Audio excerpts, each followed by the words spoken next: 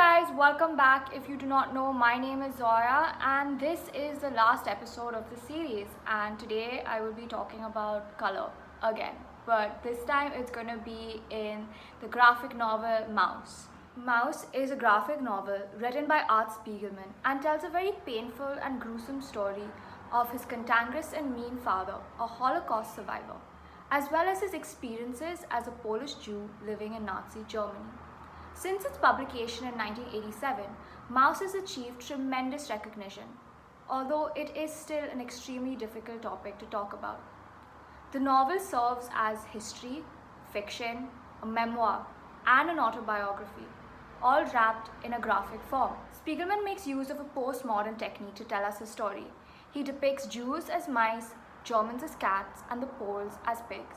And by doing so, he uses his art to suggest one of the most age-old animosities, that is, cat on mice violence. And he's basically saying that it is in the nature of a cat to kill a mouse.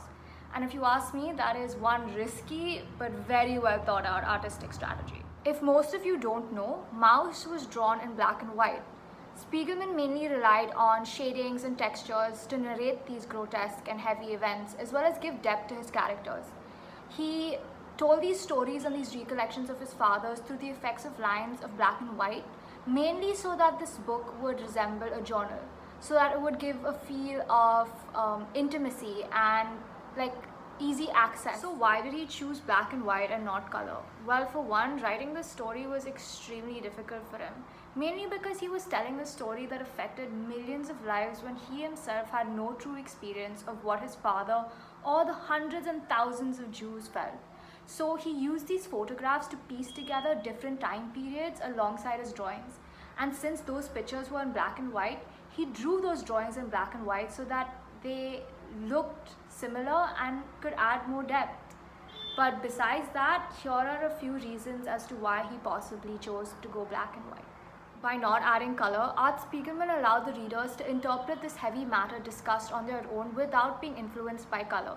He also allowed a more non-biased look of World War II if the audience was simply to look at the image. It also allowed the audience to put themselves into the story.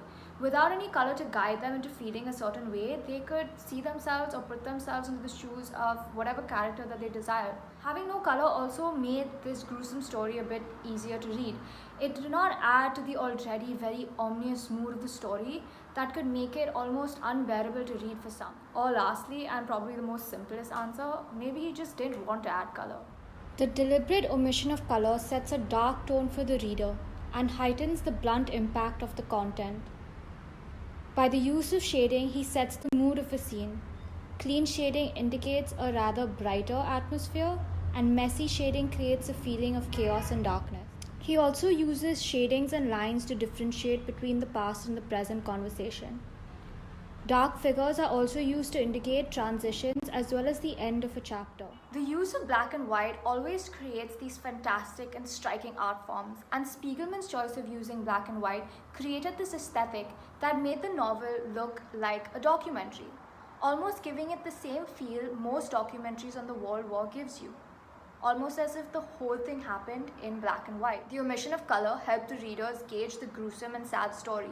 It also helped them understand the feeling of that time, where life as people knew it showed no signs of light and was encompassed by catastrophe and darkness. So that is it, you guys. This was the last video of this series. I really hope that you enjoyed it, and I hope that all these videos gave you a little bit of knowledge and insight about colors in comic books and how important it is, and that these last two videos were perfect examples of how black and white and color are both equally important and neither of them is better than the other. I just want to say thank you once again, and if you guys want extra information, I'll be linking all my references down in the bio.